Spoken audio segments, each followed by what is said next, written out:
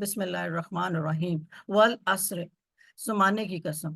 ٹھیک ہے، اس کے جو ہے نا بہت سارے میننگز ہیں، لیکن یہ چار جو مطلب بنتے ہیں نا وہ میں نے لکھے ہیں، سارے نہیں لکھے کیونکہ اس چار میں بھی کافی چیزیں کور ہو رہی ہیں. تو اب وہ کہتے ہیں والعصر، زمانے کی قسم. پھر ایک بنتا ہے نماز عصر کی قسم. پھر بنتا ہے وقت عصر کی قسم.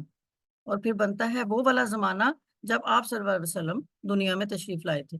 ٹھیک ہے، تو چار اس کے جو ہے نا مطلب بن رہے ہیں. زمانے کی قسم جس کی گردش انسانی حالات پر گواہ ہو، جس کی گردش انسانی حالات پر گواہ ہو، کہ اس طرح کا زمانہ کہ جو ہم جیسے انسان بھی اس کو گواہی دے سکیں، اپس اینڈ ڈاؤنس جتنے بھی آ رہے ہوں اس کے. پھر نماز عصر کی قسم کہ وہ سب نمازوں کا وسط ہے. دو نمازیں اس سے پہلے ہیں، فجر اور ظہر، اور دو نمازیں اس کے بعد ہیں، مغرب اور عشاء. تو قرآن پاک میں بھی کہا گیا ہے کہ اپنے وسطی نماز کی جو ہے نا حفاظت کریں.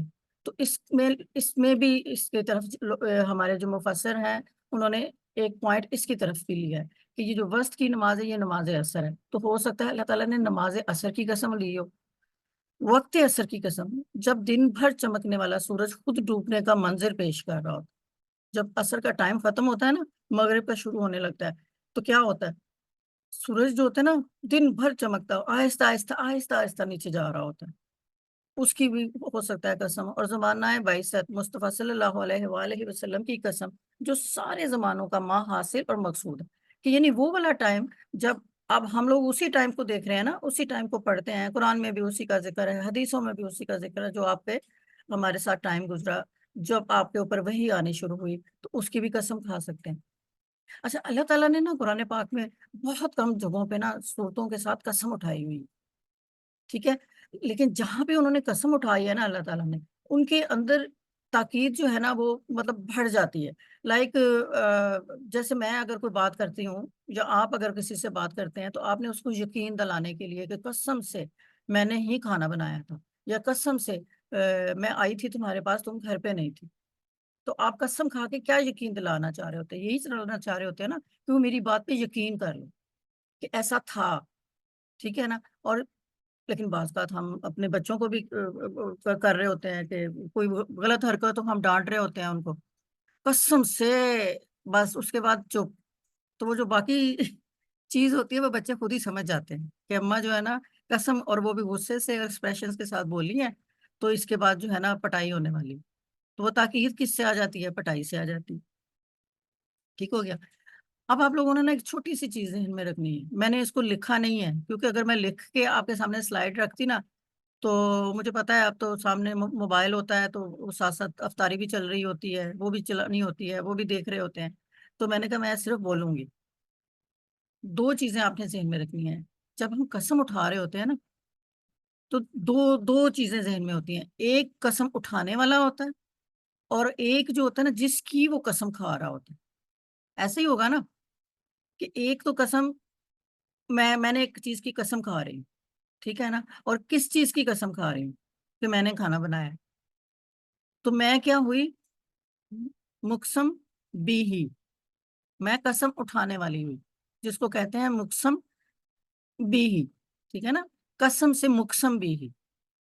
اور جو دوسرا جس کی میں نے قسم اٹھائی ہے اس کو کہیں گے مقسم علیہ. مقسم علیہ جس کی قسم کھائی جا رہی. ابھی آپ لوگوں نے نا بالکل اپنے مائنڈ میں رکھنی ہے یہ دونوں باتیں، مقسم بھی ہی، مقسم علیہ. مقسم بھی ہی جو قسم کھا رہا ہے، مقسم علیہ جس کی کھائی جا رہی. تو میں ابھی آپ سے پوچھتی ہوں کہ یہاں پہ مقسم بھی ہی کون ہے اور مقسم علیہ کون؟ تو یہ میں نے آپ لوگوں سے کویشچن کرنا ہے. منٹ میں بھی کر لوں گی یا میں ابھی بھی کر لوں گی. ٹھیک ہے. تو اب آپ نے ہمیں پتہ چل گیا کہ اللہ تعالیٰ نے کیا کیا ہوا ہے کہ جب عصر کے وقت کی قسم کھائی ہے. اب آپ کہیں گے یہاں تو صرف لکھا ہوا والعصر، قسم کہاں ہے بھائی؟ عصر کا مطلب تو ٹائم ہوتا ہے، اور ال لگ گیا تو یہ تو یہ بڑی باجی یہ جو واو ہے یہ قسم کی. یہ قسم ہے. جہاں پہ بھی شروع ہوتا ہے ہمارا ایسی قسمیں، والضحیٰ، سورۃ دحا ہے، اس کے بعد واو آ رہا ہے، تو یہ جو واو ہے نا یہ قسم ہے جو اللہ تعالیٰ سٹارٹ کرتے ہوئے کر رہے ہیں کہ والعصر. یعنی کہ ایک تو انہوں نے کہا کہ قسم ہے مجھے، زمانے کی قسم کھا رہے ہیں، نماز عصر کی قسم، وقت کی قسم، اس زمانے کی قسم جس میں آپ صلی اللہ علیہ وسلم تھے۔ لیکن اگلی والی آیت میں اگر آپ دیکھیں کہ پھر بھی اللہ نے کیا لکھا، ان الانسان لافی خسر، اور انا بھی تاکید کے لیے آتا ہے، قسم بھی تاکید کے لیے آ رہی ہے اور انا بھی تاکید کے لیے آ رہا ہے، ڈبل تاکید، صرف ایک تاکید نہیں، ڈبل۔ تو سوچیں کہ یہ والی جو بات کو آپ ہم سے وہ کرنے جا رہے ہیں، ایک تو قسم، پھر ایک اور تاکید انا، اور پھر آگے اسم ہے، انسان کے ساتھ ہے، ورب نہیں ہے، دین اگین تاکید، انسان کو مخاطب کر دیا انہوں نے، ٹھیک ہے نا۔ اچھا، پھر ہم پڑھ رہے ہیں لا فی خسرن، ایک ہوتا ہے کامن نون اور ایک ہوتا ہے کون سا نون ہوتا ہے معرفہ اور نکرہ میں، معرفہ ٹھیک ہے۔ اب جب تنوین آتی ہے نا تو ہم کہتے ہیں کہ یہ نکرہ ہے، یہ کامن نون، اور یہ سب پہ اپلائی ہو رہا ہے، کسی ایک پہ اپلائی نہیں ہو رہا، سب پہ ہو رہا ہے۔ تو اب یہاں پہ اللہ نے کہا بے شک انسان لا فی خسر، خسارے میں ہے، نقصان میں ہے، تنوین ہے، خاص کو نہیں کہا مخاطب، سب انسانوں کو بول دیا، نکرہ بولا ہے تو سارے انسان خسارے میں، ان اللہ انسان لا فی خسر، بے شک انسان خسارے میں۔ پہلے قسم اٹھا رہے ہیں زمانے کی، اور پھر وہ کہہ رہے ہیں، اب میں جیسے کہوں قسم سے قسم سے قسم سے 2 دفعہ قسم اٹھا لوں، یا میں کہوں کسی سے قسم سے یقین کرو میرا، یقین کرو میرا، تو اس کا مطلب ہے میں بہت زیادہ اپنی آواز میں، اپنی میسج میں جو ہے نا اس کو تاکید کر رہی ہوں۔ اللہ تعالیٰ نے تو ہمیں پیدا کیا ہے، اللہ تعالیٰ نے ہماری ہدایت کے لیے قرآن بھیجا ہے، اور اللہ تعالیٰ چاہیں تو ہمارے دماغوں میں فکس نہیں کر سکتے۔ اللہ تعالیٰ نے ہمیں بول دیا نا کہ آپ لوگ اشرف المخلوقات ہیں، میں نے آپ لوگوں کے سب انسان پیدا کیے، ایون فرشتے بھی جو ہے نا وہ اللہ تعالیٰ کے انسٹرکشنز کے محتاج ہوتے ہیں، وہ خود سے کچھ نہیں کر سکتے جب تک ان کو انسٹرکشنز نہ ملیں۔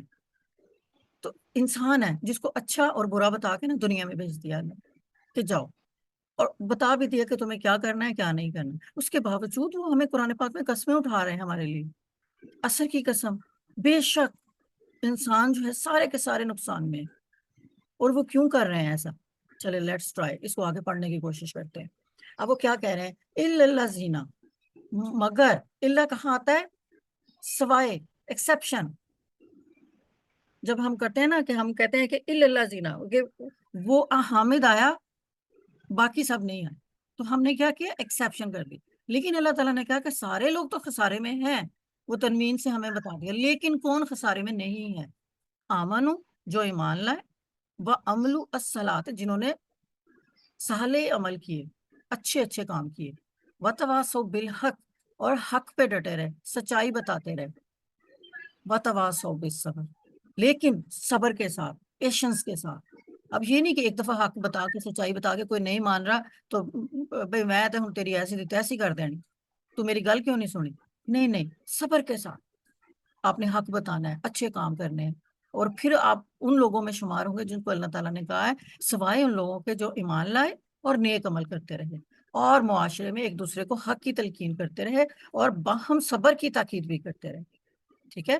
تو اچھے کام کیا ہوتے ہیں، ہم نماز بھی پڑھ لیں، اللہ تعالیٰ سے دعا مانگیں، اللہ تعالیٰ ہمارے سارے اعمال کو قبول فرما لے، اپنے بڑوں کی عزت کریں، ان کی خدمت کریں، اپنے پیرنٹس کا خیال رکھیں، ٹھیک ہے، یہ چھوٹی چھوٹی چیریٹی کریں، ایک دوسرے کے لیے احساس ہو ہمیں کہ نہیں مشکل ٹائم میں کسی کا ساتھ دیں، آسانی میں بھی اس کے ساتھ کھڑے ہوں تو مشکل میں بھی ساتھ کھڑے ہوں، اور اللہ تعالیٰ کے راستے پہ نماز، روزہ، حج، زکوٰۃ اپنی فیملی کو بھی سکھائیں، اپنے بچوں کو بھی سکھائیں، اور دنیا میں مطلب آپ اپنی پوری کوشش کریں کہ آپ کی وجہ سے کوئی ہرٹ نہ ہو، اور آپ کی وجہ سے لوگ اچھے اچھے اعمال سیکھیں۔ تو ایسے لوگوں کو اللہ تعالیٰ نے کہا ایکسیپشن دے دیا، وہ خسرن سے نا تنوین سے ایکسیپشن پہ آ گیا، جب ایکسیپشن آتی ہے نا اس میں تو وہ بہت خاص ہو جاتی ہیں چیزیں۔ جب ہم کہتے ہیں نا کہ فاطمہ سب آئے فاطمہ نہیں آئی، تو اس کا مطلب ہم نے سب کو تو دیکھ لیا، فاطمہ کو نہیں دیکھا، تو ہم چاہ رہے ہم اس کو دیکھیں، تو ایک اس کو ہم نے ایکسیپشن میں ڈال دیا۔ تو اللہ تعالیٰ نے کہا کہ سب خسارے میں ہیں، لیکن کون خسارے میں نہیں ہے، ایمان والا، اچھے عمل کرنے والا، اور حق کی بات کہنے والا، اور صبر کرنے والا۔ چلیں اب ہم ان کو تھوڑا سا نا علیحدہ علیحدہ بھی پڑھ کے دیکھتے ہیں کہ کیا کہہ رہے ہیں۔ یہ جو امام شافی ہیں نا، یہ بہت بڑے آپ کہہ لیں کہ فقی رہے ہیں، اور بہت انہوں نے قرآن پاک کی، جس کو ہم کہتے ہیں نا، ہم امام احناف کے ہیں، ہم امام حنفی کے ماننے والے ہیں، ٹھیک ہے۔ تو اسی طرح جو سعودی عرب کے لوگ ہوتے ہیں نا، جن کو ہم اہل حدیث کہتے ہیں، وہ امام شافعی کو فالو کرتے ہیں. تو امام شافعی بے شک وہ فالو کرتے ہیں، ان کی ساری اسکول آف تھاٹ اہل حدیث فالو کرتے ہیں، لیکن ہمارے لیے بھی یہ اتنے ہی رسپیکٹیبل ہے. کیوں؟ کیونکہ انہوں نے اللہ تعالیٰ کے لیے اور اللہ تعالیٰ کے قرآن کے لیے آپ صلی اللہ علیہ وسلم پہ بہت بہت بہت کام کیا، اور انہوں نے اپنی زندگیاں لگائی ہیں ہم لوگوں کے لیے کہ ہم لوگوں کے لیے آسانیاں رہیں. اور پھر دوسرا یہ کہ یہ جب ایک ہوتے ہیں نا آپ صلی اللہ علیہ وسلم کے صحابہ، پھر ان کے شاگرد اور ان کے شاگرد، تو پھر ہم کیا کہتے ہیں تابعی اور تبع تابعین. تبع تابعین کے بعد جو شاگرد تھے نا صحابہ کے، ان کے بعد ان لوگوں کا ٹائم تھا. امام شافعی تھے، اور یہ ابو حنیفہ تھے، پھر یہ جو ملائیشیا والے ہیں یہ ابو مالک ہیں، پھر آگے آ جاتے ہیں امام احمد آ جاتے ہیں. تو یہ بڑے بڑے جو نا اسکالرس اور بڑے بڑے ریسرچرز، اور انہوں نے بہت کام کیا. دوسرے لفظوں میں آپ کہہ لیں کہ یہ جو بڑے بڑے سیاستدان ہوتے ہیں نا، جو ہمیں آئے دن بتا رہے ہوتے ہیں فلاں بیماری کا علاج نکال لیا ہم نے فلاں، تو وہ سائنس میں ریسرچ کرتے ہیں. تو یہ جو امامز تھے، انہوں نے ہمارے لیے قرآن پہ ریسرچ کی ہے، انہوں نے حدیثوں پہ ریسرچ کی ہے، اور ہمارے لیے فقہی پوائنٹس نکالے ہیں بیٹھ کے، اور ان کو ڈسکس کیے ہیں. انہی میں سے امام شافعی کا جو قول ہے وہ یہ کہتے ہیں، اور یہ بہت اتھینٹک ہے اور اس پہ بہت کام ہوا ہے، کہ اگر قرآن نازل نہ ہوتا، صرف سورت اثر نازل ہو جاتی، تو انسانیت کی نجات کے لیے یہ بھی کافی تھی.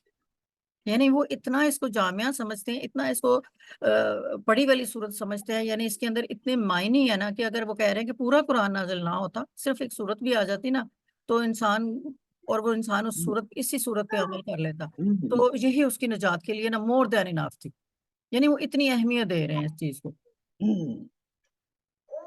ایک تو یہ ہے. دوسرا امام طبرانی، عبداللہ بن حسین ابو مدینہ، یہ بہت بہت فیمس، یہ بھی جیسے امام شافعی تھے تو امام طبرانی بھی بہت بڑے ریسرچر تھے.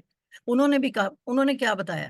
انہوں نے بتایا، ہم حدیث ہے، انہوں نے روایت کیا کہ آپ صلی اللہ علیہ وسلم کے صحابہ کرام میں سے 2 شخص جب بھی آپس میں ملاقات کرتے تھے تو اس وقت تک جدا نہ ہوتے جب تک ایک دوسرے کو مکمل صورت اثر نہ سنا دیتے، اور پھر ایک دوسرے کو سلام کہہ کر رخصت ہو جاتے.